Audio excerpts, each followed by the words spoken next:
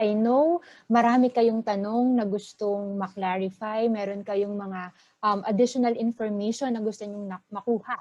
Kaya naman, for this morning, we have invited a historian in order for us to get to know more about our history. So during the discussion, kung meron kayong mga tanong, gagamitin natin yung ating chat box. Pwede kayong mag-type ng inyong question doon. Tapos babasahin natin at mamaya after the talk ay magkakaroon tayo ng short question and answer. Okay? So pwede na gamitin yung chat box natin. So ngayon, akin nang ipapakilala yung ating tagapagsalita ngayong umaga na magbibigay sa atin ng mga natatanging impormasyon para pagyamanin yung ating kaalaman tungkol sa ating kasaysayan. Sabi ni Miss Claire kanina, dapat binabalikan natin yung ating kasaysayan para maunawaan natin yung ating kasalukuyan. So, ang ating tagapagsalita ngayong umaga ay nagtuturo ng kasaysayan sa De La Salle University at Broadcast Communication sa University of the Philippines. Siya rin ang PRO ng Philippine Historical Association. Nagtapos siya ng BA at MA Kasaysayan at kandidato o magtatapos ng PhD sa Antropolohiya sa UP Diliman. Siya ay kasamang nagsulat ng aklat na Bonifacio, ang unang Pangulo, at ng Bayani Biographies, Andres Bonifacio. Naglatharan na rin ng iba't ibang artikulo sa mga journal na akademiko. Isa rin siya sa naging orihinal na panelista ng The Bottom Line with Boy Abunda ng ABS-CBN at consultant ng History with Lord ng TV5 at mga teleseryeng Katipunan at Ilustrado ng GMA7.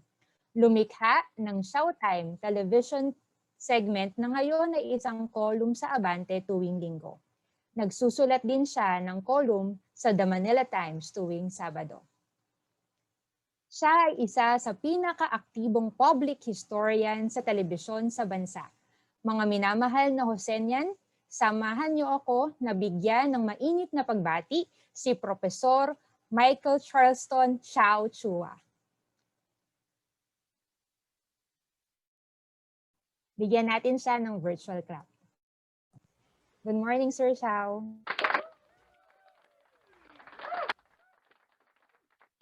Masaysayang araw po sa ating lahat.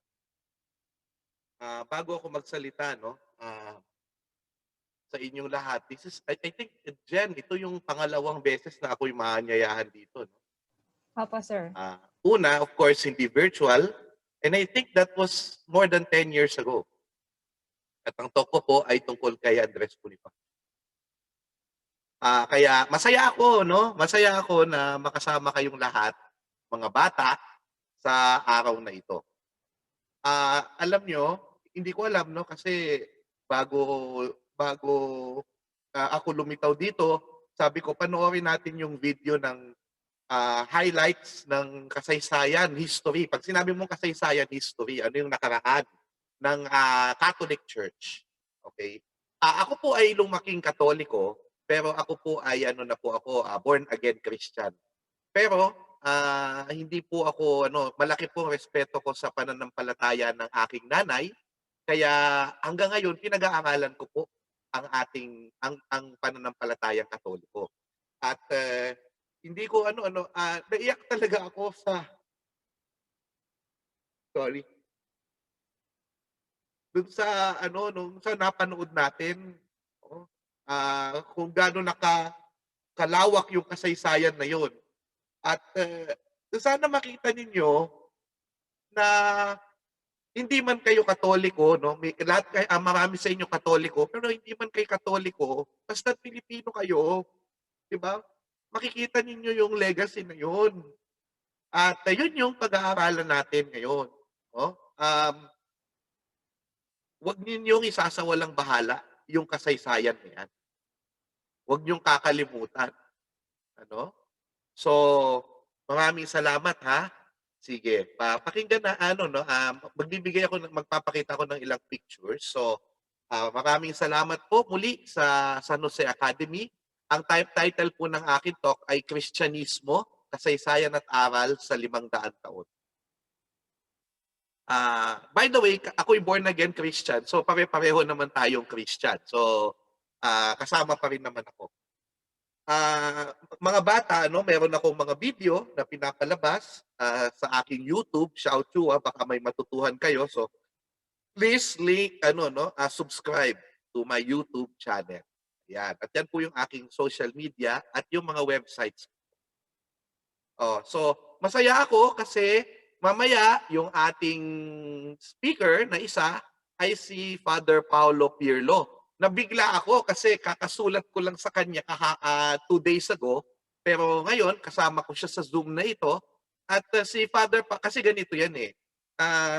Nung grade 6 or grade 5 ako, grade 6, nung grade 6, nakabili ako nung tinatawag na My First Rosary.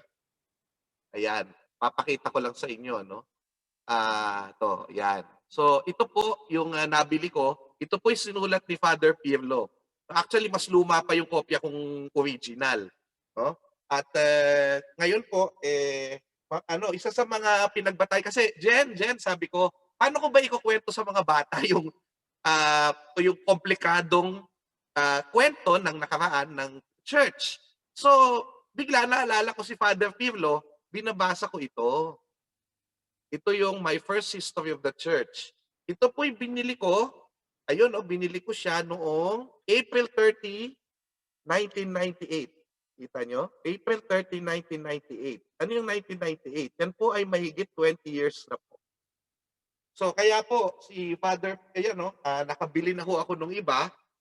So, hanggang ngayon po, talagang ako po ay nakikinabang pa rin doon sa mga aral ng mga librong ito. So kaya I salute Father Pirlo kasi we all know he is a foreigner, but he served the Filipino people through the quality Catholic publications of the Sons of Holy Mary Immaculate. So I am so grateful that he is here today.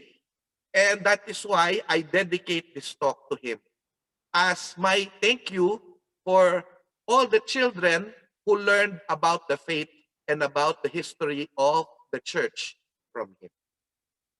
Thank you, Father Pirlo. So, magsisimula yung kwento natin, mga bata, no? So, ang gagawin natin, hahatiin ko sa mga aral yung ating matututuhan ngayong araw na ito. Pero magsimula tayo doon sa kwento, no? Basic na kwento, paano ba dumating yung Christianity dito? So tandaan natin na nung tinatawag natin na 1400s, 1500s, ito yung tinatawag na Age of Exploration, no? At noong ina-explore, kasi may mga lugar sa mundo na hindi alam ng mga Europeans, so sabi nila, pupuntahan natin yon at ikakalat natin ang faith. So kaya pinayagan sila ng Pope, no, doon sa Vatican. Ang problema, syempre, ganito po yan. No? Kailangan maintindihan natin ito na yung faith, kahit po maganda siya, minsan, kapag ho siya ginagamit ng mga tao, at ang tao po, alam po natin yan, ay makasalanan, minsan meron siyang hindi magandang desire, nasasama na po, no, doon sa kumbaga doon sa pagpapakalat. So, ang nangyari po doon, syempre, kasama na doon na mananakop kami ng bansa, baka ho kami ay magkaroon ng mga resources, di ba, na kailangan namin sa Europe. So, kaya po, sabi nila, wala tayong paminta, wala tayong, hindi masyadong masarap yung pagkain natin. Gusto natin malasa. Kaya kuha tayo ng pampalasa sa Southeast Asia. No? Kaya ang nakakatuwa ho dito, sabi ni Ferdinand Magellan, sabi niya, alam nyo ba na ang mundo ay bilog? Kaya pwede akong pumunta sa Southeast Asia, hindi pa Southeast Asia ang tawag doon, pupunta tayo sa Asia gamit ang ruta na Atlantic Ocean, tapos lulusot tayo sa kabila. Kasi dati dumadaan pa ng Africa. So sabi, pupuntahan natin yung yung lupain doon. So maraming kwento yan, pero isu-shortcut na lang natin. So, si Ferdinand Magellan, ganito po yun, ano? Pagdating na siya Pacific, ano, no, mahigit 1 year na siyang naglalakbay. Tapos, nung nasa Pacific Ocean sila, nako, hindi na sila kumakain dahil wala na silang supplies. Kasi puro dagat yung nakikita nila. Di ba? Alam natin, Pacific Ocean, pinakamalaking dagat sa buong mundo.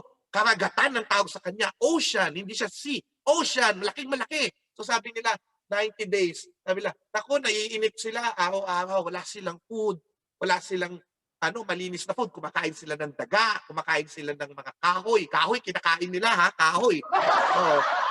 Kumakain din sila ng kumakain sila ng kung ano-ano, dahil wala na silang makuhang fresh food tsaka water.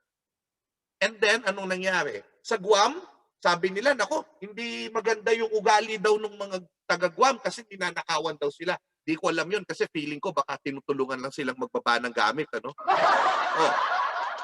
Sabi nila, nako, diretso na tayo, puntahan natin yung Spice Islands, puntahan natin yung lugar na marami rekado, diretso na tayo. So pumunta silang ganyan, nako, hindi nila alam kung saan sila mapapadpad.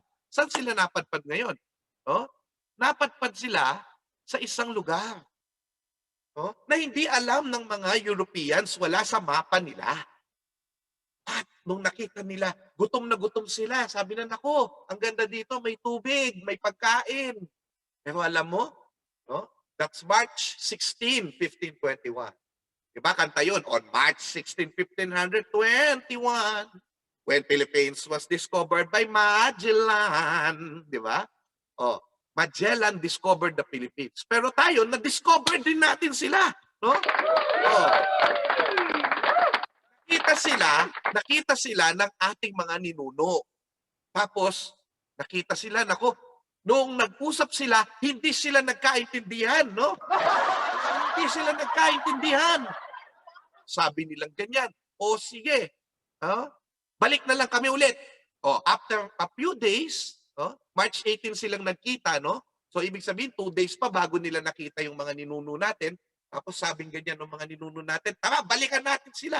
So, bumalik sila after a few days. Tapos, alam nyo, may dala-dala sila mga food tulad ng saging na kinakain ni Mr. King.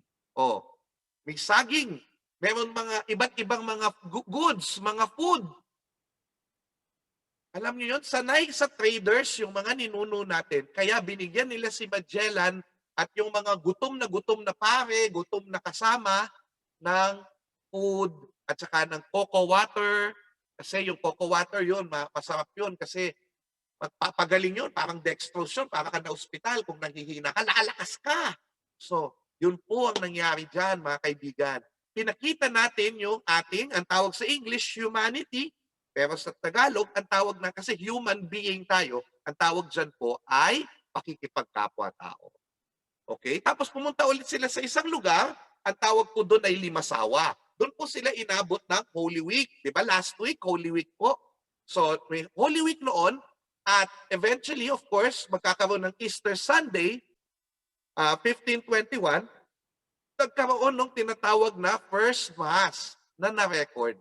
So yan po yung First Mass ng Pilipinas, sa Limasawa Island, sa Leyte. So ibig sabihin, alam natin ng Mass, mahalaga yan kasi yung Mass ang pinakamahalagang sacrament sa Catholic Church kasi dyan natin tinatanggap si Jesus Christ through His body and blood, through the bread and wine. Okay? Important po yan. Kaya mahalaga yung First Mass. Pero para sa mga historians, mahalaga din yung pagpunta nila sa Cebu. Kasi pumunta sila sa Cebu, no? At sila din ay nagturo doon, sila din ay gustong mag-trade, sila din ay gustong magturo, at yung king nila, si King Humabon, nung mga yon, parang yan, tignan niyo yung mga suot nung katabi ni Magellan, mga painted warriors sila, painted warriors. Sabi, o sige, napakinggan nila yung kwento ni Jesus Christ. So sabi nila, sige, maniniwala kami. Although of course, hindi pa malalim yung kanilang pagkakaintindi. Sabi nila, maniniwala kami, magpapabaptize kami. Diba kayo, nabinyagan kayo mga Katoliko. So sila din, nabinyagan. 800 ang nagpabinyag. Tapos sabi ng queen, kasi diba si Haring Humabon, siya yung king, sabi ng queen, yung girl, sabi niya, Ay, sabi, ano yun? Ang ganda-gandang, ganda-ganda naman nung anito na yun. Yung anito, yun po yung statue ng mga ancestors natin noon. Sabi niya, akala niya anito. Ano yun? Pwede ba pakita yun, Magellan? Sabi. O, sige, pinakita naman ni Magellan. So, ayan, pinakita. Binigay ni Magellan kay Reyna Juana yung tinatawag natin na Batang Jesus. Oh, kilala niyo ba yung Batang Jesus? Tinatawag natin yung Santo Niño de Cebu. Okay? Kasi sa Cebu binigay sa Cebu yung kingdom, so Santo Niño de Cebu. At alam niyo po, no? Mamaya may kwento 'yan. Mamaya malalaman natin yung kwento pa ng Santo Niño de Cebu, no? Unfortunately, kasi pakialamero. Yan lesson natin 'yan ha. Huwag pakialamero kung di ka dapat makialam. Oh. Nangialam si Magellan sa away ni King Humabon ng Cebu at ni Lapu-Lapu. And in short, pinatay po siya ni Lapu-Lapu, no? So, yun po kasi akala ni Magellan kasi ganito po yan. Si Magellan po, kahit po siya yung religious, lumaki po yung ulo niya. Kaya lesson din po yun, huwag pong lalaki ang ulo natin. So, lumaki yung ulo niya, sabi niya, kaya nating talunin si Lapu-Lapu. Hindi pala niya tinalo. So, namatay po siya. So, yun ang kwento ni Magellan. That's the story of Magellan in the island of Mactan long time ago, ladies and gentlemen. Yes. So, hindi pa tayo nasakop noong 1521 ng Spanish. Hindi pa tayo nasakop. Tayo pinakita natin victory! Victory! Hindi sila nakapasok. Pero naiwan yung Santo Niño de Cebu. Kasi sabi nila, kahit na hindi na sila naniniwala ulit kay Christ, sabi nila, ito, batang ito, mahal natin ito. Hindi ko alam, hindi namin alam bakit namin siya mahal. Para siya may magnet of the heart. Kaya sawag nila sa Cebu, sa Santo Niño de Cebu, Bato Balani isa gugma. Bato Balani isa gugma kasi sabi nila na ang Jesus Christ, kahit dili nila naintindihan, dili nila naintindihan, sabi nila, na dodraw kami, napapalapit ang puso namin sa Kanya. Okay? So kaya, pag after 40 years, dumating si Miguel Lopez de Legazpi at nakita nila yung Santo Niño. No? Pero yun na nga, doon na nagsimula yung malungkot. Kasi, nung tinuturuan nila tayo ng Christianity, sinakop din tayo. At nung sinakop tayo, pinwersa tayo na gumawa ng kanilang mga kagustuhan. At hindi po yan tinatago ng church. Kasi sabi naman ng church, historian, kaya si St. John Paul II nagpapasori. Okay, another lesson. Diba, may lesson na tayo kanina. Huwag tayong nangingialam. Pangalawa, huwag tayong mayabang, huwag tayong lalaki ang ulo. Pangatlo, pagka ikaw nagkamali, you say sorry. Yan ang pinakita ng church. Nag-say sorry po siya. Tama ba, Yuris? So, yun po, no? So, ano pang lesson na makikita natin? Yakapin natin ng culture. Okay, culture. Ano yung culture? Pag sinabi mong culture, yun yung iyong identity. Ibig sabihin, kapag ginagawa mo to, bahagi ka ng Pilipinas. Yan ang culture. So sige, tingnan natin yan. So, alam nyo na nung dumating ang Catholicism, nasa book yan ni Father Pirlo. Binasa ko to, grade 6 ako, kaya alam ko, maiintindihan nyo to. No? Enculturation. Binasa nandyan yan, no? Enculturation. So ano yung ibig sabihin pag sinabi mong enculturation? Ibig sabihin, no? Yung mga pare, sabi nila, maiintindihan lang ng Filipinos ang Christianity kung ito ay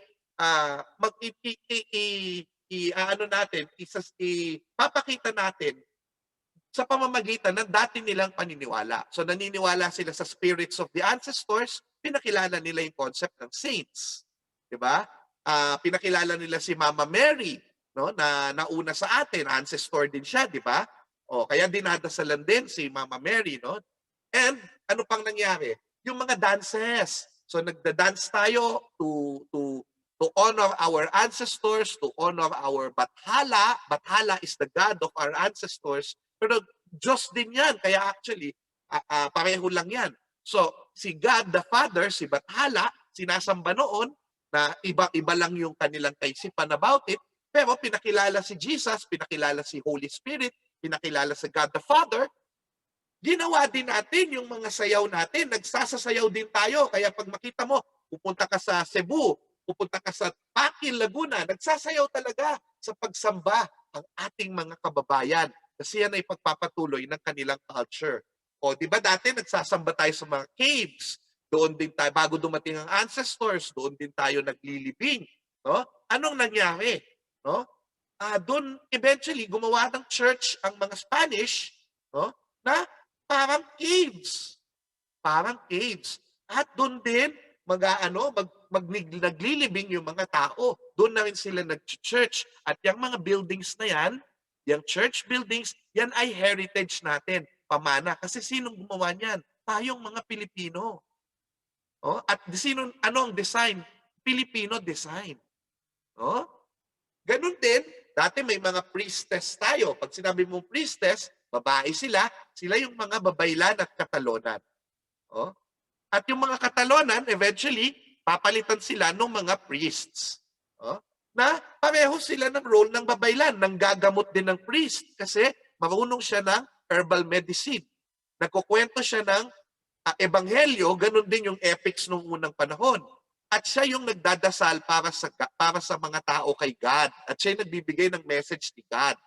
So, pinapalitan yung babaylan ng pare. No? Gayun din, sabi ko sa inyo, pag nagkukwentuhan about the past ng ating mga ninuno, meron silang epics. Di ba? Meron kayong superheroes. Meron kayong Superman, Batman, Spider-Man. Yung mga ninuno natin, may kwento rin silang ganun. Si Lamang, di ba? Si Tuwaang. Hindi nyo sila kilala, pero pwede nyo silang mabasa. Ano nangyari? Napalitan ito. Napalitan eventually nung tinatawag natin na pasyon ng ating mga kababayang Katoliko. Ano yung pasyon? Diba? Kapag alam mo yung epics, kinakanta yun. Ganon din yung pasyon. Gusto nyo, bigyan ko kayo ng sample. Sample. O, kakanta ako ng pasyon. O, ganito rin yung mga ninuno. O, yung mga matatanda, kakantahin nila yan. Diba? O, sige. Sample. Okay, ito na po. O. Ang sagot ng inang birhen ay aba mahal na anghel. Kung gayon ang iyong turing, hayon at iyong sabihin, itong lahat kong habilin. So, imagine mo, nakakapagod, no? Ganyan din yung mga epics noon, mahahaba. Ayan, no? Lahat yan, kakantahin mo. Ilang days mo yan kakantahin, ilang hours. No? Di lang sacrifice, pagdadasal sa ating Panginoon. Okay? So, tingnan natin, ano pa yung mga culture na nagpatuloy. Oh? Tingnan nyo, pati yung processions. Alam nyo yung processions? Pinoprocession din ng bulol. Pag kinarve yung bulol, yung anito yun, no? Pag kinarve mula sa forest, pinoprocession to the community. Ganon din. Sa Catholic Church, di ba, pinoprocession, halimbawa, ang mahal na poong Jesus Nazareno ng Quiapo. Kita nyo? So mga bata, tingnan nyo mabuti ito, no? Bakit ba malapit tayo? Kasi narinig natin ang passion. Pag sinabi mong passion, ibig sabihin yung suffering, life and suffering of Jesus to save us. Oh, alam nyo, bakit na tayo napalapit kay Jesus? Ako meron akong naramdaman. Ano yung naramdaman ko? Kasi si Jesus, ano bang story niya? God siya, kasama siya ni God the Father, siya yung God the Son. Pero anong ginawa niya? Nag-sacrifice siya, naging tao siya. Pero di ba king din siya, king? King siya, tingnan nyo, mayroon siyang corona, mayroon siyang 3 liwanag sa Nazareno. Siya'y naka-robes. Pero anong nakikita nyo? Siya'y nagsasuffer. Bakit? Kasi gusto niyang iligtas ang tao sa kasalanan. Lord, sabi niya, Lord God the Father, ako na lang ang mamamatay kaysa maimpyerno ang mga tao. Ako na lang po ang magsasuffer. Kaya, ano po ang makikita natin?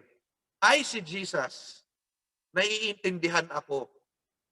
Kasi kahit God siya, kahit powerful siya, sabi niya, maghihirap ako for my fellow people. So anong mangyayari?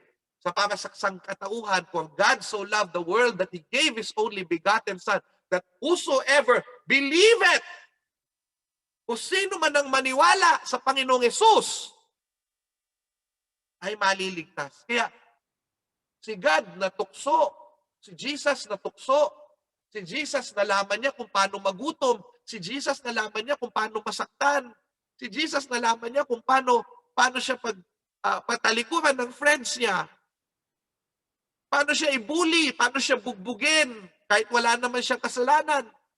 Sabi nung tao, sabi nung Pilipino, Lord, thank you, naiintindihan mo ko. At hindi yun ang end ng story. Alam natin na after niyang mamatay, siya ay mabubuhay na maguli. Ibig sabihin, yung suffering natin matatapos. Yung COVID-19 na yan matatapos. Yung pang-aapis natin matatapos. Diba mga bata? So yun ang dahilan kung bakit love natin si Jesus ng maraming Pilipino. Kasi di ba maraming bagyo sa atin, maraming kalamidad, 300 years tayong nasa kolonyalismo ng Espanya, 50 years sa Amerikano. O, kaya po, napakahalaga nito. Okay, next po, kasi gusto ko po marinig si Father Pirlo, kaya kailangan po, bilisan ko ito. Ipaglaban ng paniniwala. O, di ba mga bata, alam natin yung kwento ni St. Lorenzo Ruiz. Diba? Hindi naman kasama siya doon sa trip talaga. Napasama lang siya sa trip ng mga Dominicans to Japan. Pero sa Japan kasi bawal ang mga tawag dito, ang mga Kristiyano. Bawal ang ibang paniniwala. Paniniwala lang sa Shinto. Kaya anong nangyari? Nahuli siya. Tapos, nakita niya, yung mga pare, tinotorture. Ano yung torture? Pinapahirapan sila, binubugbog, sinasaktan, miyak na sila. Pero sabi nila, hindi namin itatatwa. Ang sabi lang, sige na, itatwa niyo si Kristo. Itatwa niyo si Kristo, talikuran niyo siya. Hindi kami tatalikod, lalo silang pinahirapan. Ganun din, si St. Lorenzo. Hindi naman siya pare. Sabi nila, huwag ka nang mag-ano ka na. Talikuran mo si Jesus, sabi ni St. Lorenzo. Kahit na nanghihina na siya, gusto na niyang talikuran si Jesus kasi sasaktan siya, nakikita niya, sinasaktan. Tinotorture siya. Tapos yung torture, hindi siya papatayin, pauwiin siya. Sabing ganun ni St. Lorenzo. Kahit mayroon pa akong 1,000 buhay, ibibigay ko ito sa kanya.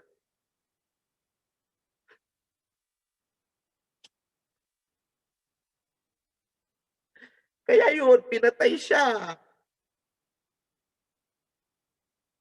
Pinatay, masakit yung pagkamatay niya, hindi ko kukwento dito, masyadong masakit.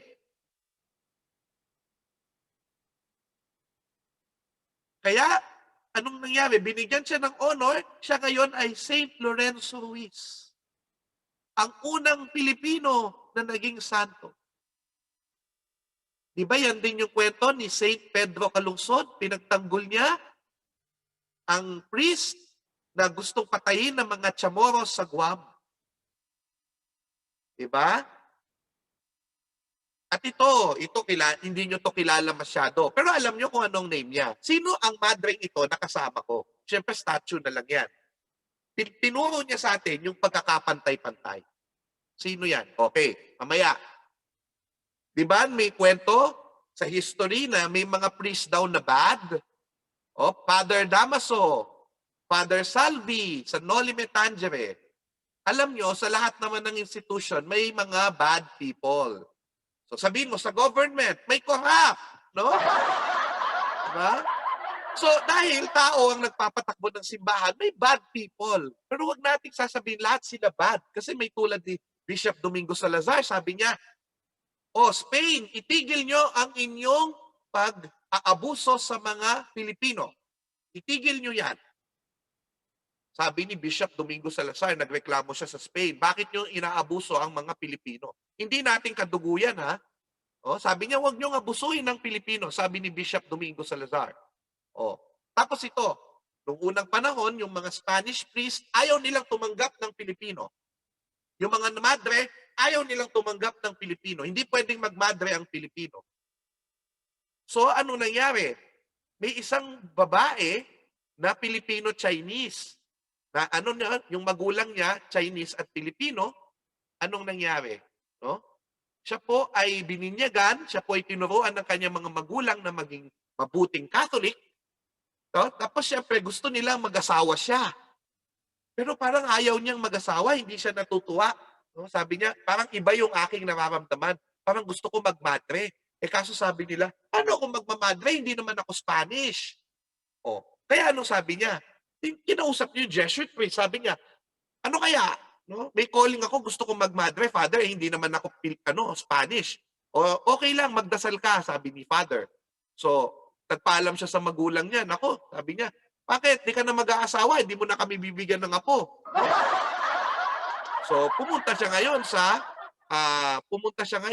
convent at naging madre. So, kahit hindi siya siya ay naglingkod bilang madre kahit hindi pa siya nire-recognize ng church.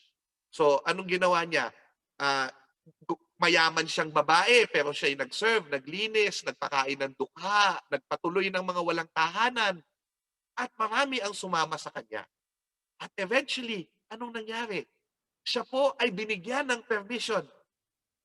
Itatag mo na ang iyong congregation at pwede na papasukin ng mga Pilipina sa iyong congregation. Di ba? Sinong nakagawa niyan? Babaeng Pilipina. Babaeng Pilipina. Mga kaibigan, babaeng Pilipina. Di ba? Di ba ang tapang? Ang tapang niya, isa siyang bayani.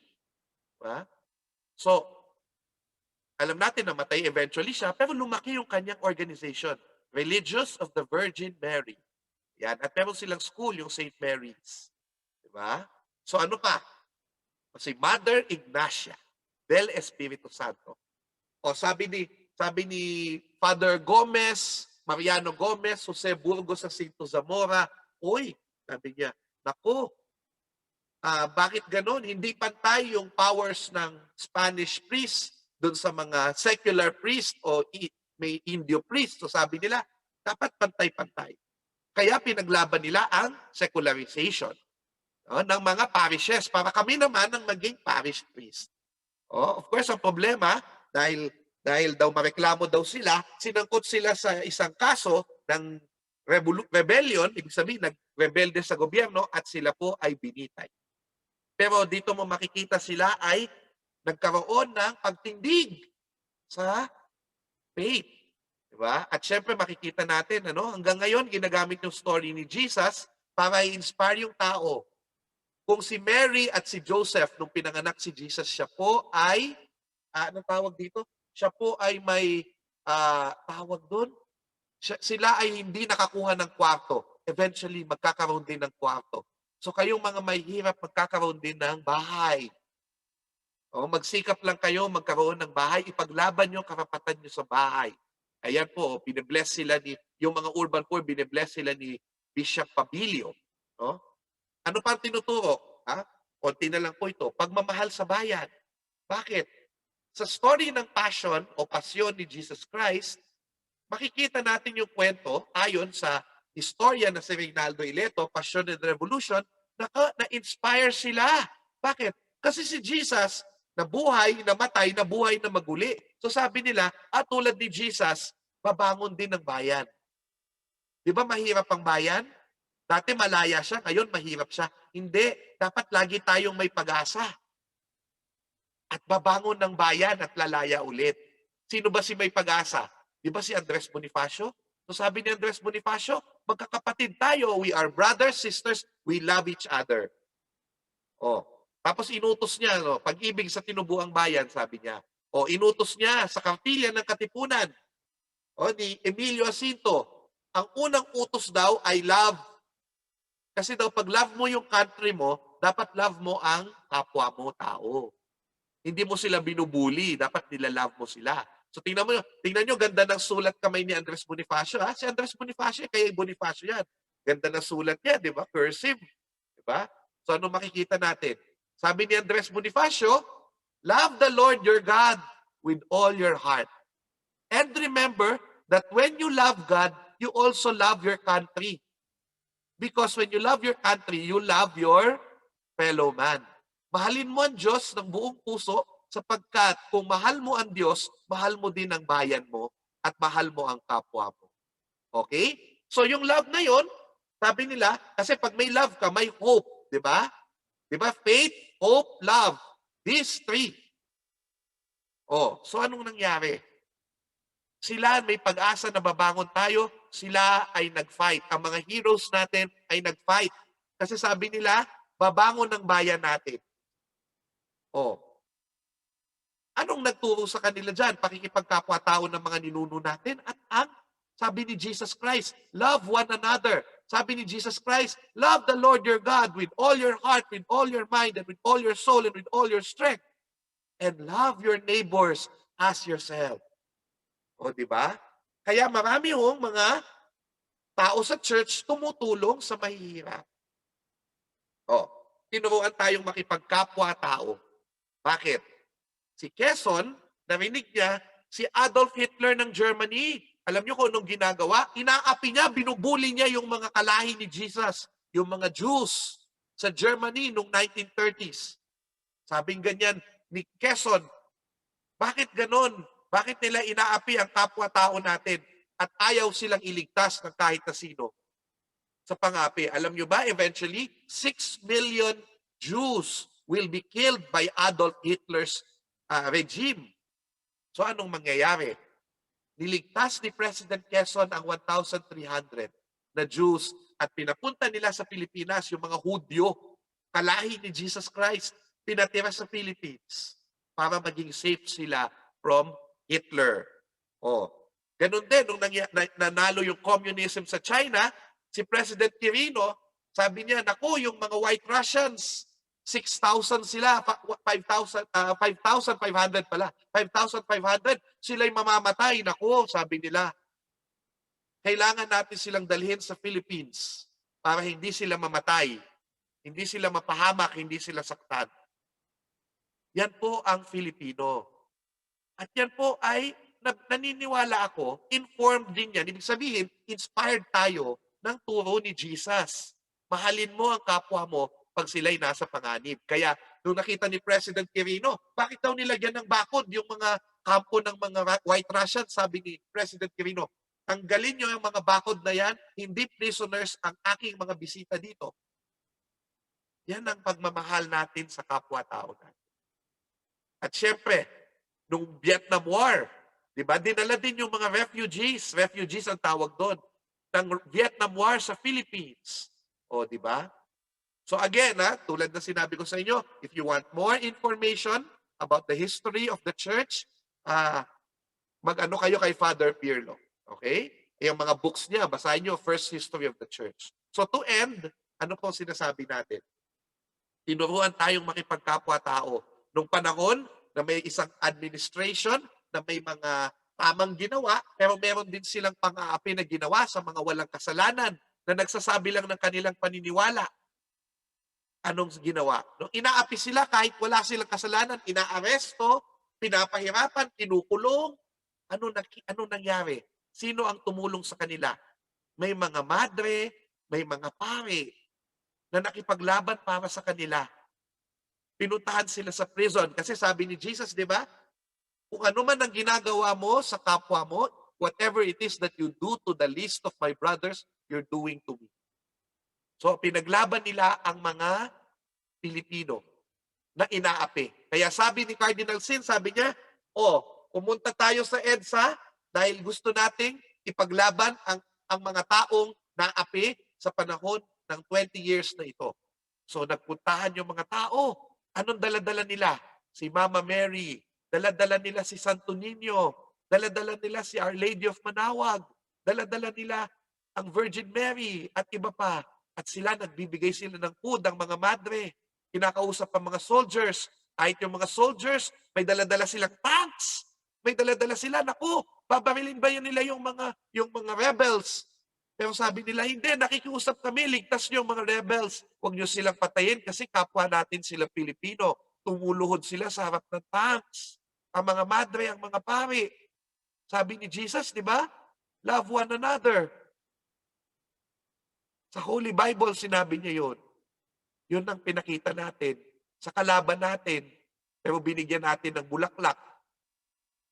At saka niyakap natin, sabi natin, pare, bakit tayo papatayan? Pare-pareho tayong Filipinos. So yun po. Anong sinasabi ko dito? Yun po ang legacy natin. We are gifted to give. Ano yung gifted to give, mga bata? Tayo ay biniyayaan ng aral ni Jesus. Love one another. Love God and love one another. Huwag bully. Huwag bully. Bawal ang bully. Ha? Kailangan kind ka sa iyong mga kapwa-tao. Diba? At yan, kahit merong pandemic, kahit di kayo makalabas, yung faith natin kay Jesus, yan ang magpapalakas sa ating loob. At tulad ng kanyang pagbangon muli sa kamatayan, may hope tayo. Matatapos din ang pandemic. Makakapaglaro ulit tayo sa playground. Magkakasama ulit tayo ng ating mga classmates. Diba? Pero dapat tayo ay mag-pray. At gumawa ng love. Gumawa ng mabuti. Love one another. Diba? Maraming salamat sa inyong pakikinig, mga bata. Si Kristo ay Panginoon ng ating bansa. Maraming salamat. Maraming salamat po, Sir Xiao. Heart react nga para dun sa mga estudyante natin na nag-enjoy sa pakikinig at maraming natutunan doon sa diniscuss ni Sir Xiao. Ayan. So alam natin na ang dami nating hindi pa alam at marami tayong natuklasan tungkol sa ating kasaysayan. So ngayon, dahil kulang tayo sa oras, siguro magkakaroon lang tayo ng isa na magtatanong para kay Sir Xiao. Yung iba naman na hindi mabibigyan ng pagkakataon para magtanong ay ilagay sa chat box. Tapos isi-send natin kay Sir Xiao yung inyong mga questions. So ngayon, isang tanong lang yung ating may entertain ngayong umaga. Why are Christians executed in Japan? Okay, why are Christians executed in Japan? Because in Japan, there is what we call a closed-door policy. They believe na kapag pumasok ang isang culture o religion sa Japan, Japan will lose its identity. So sabi nila, please do not shall we say, do not make us Catholics because it will change our culture. So kaya sabi nung leader ng Japan noon, si Tokugawa Ieyasu, sabi niya, kapag may pumapasok na naggustong i-convince tayo to be Christian, kill! O kaya, you convince them na sila to reject Christ. Reject Christ. At ililigtas natin sila. We will save them. O ano nangyari? So a lot of the missionaries, even if they're going to be killed, they continued preaching the gospel in Japan. So that is why yun yung heroism ng mga bayani. Dito sa Philippines, ang ginawa natin, nagstay yung culture natin, although kasi culture di naman magbabago naman talaga yan. So yung culture natin na natili, it's still Filipino, but it's Catholic. Many Catholic practices nag-continue ang mga dating mga practices natin. So, iba yung yung Japan ayaw nilang sila ay magkaroon ng ibang culture, pero tayong Pinoy, niyayakap natin lahat yung culture, 'di ba? At ginagawa natin, sinasama-sama natin 'yan, tapos tayong mga Pilipino, yun tayo ngayon. Diba? Yung lahat ng mga nakipag-usap tayo, natutuhan natin yung maganda, kinukuha natin.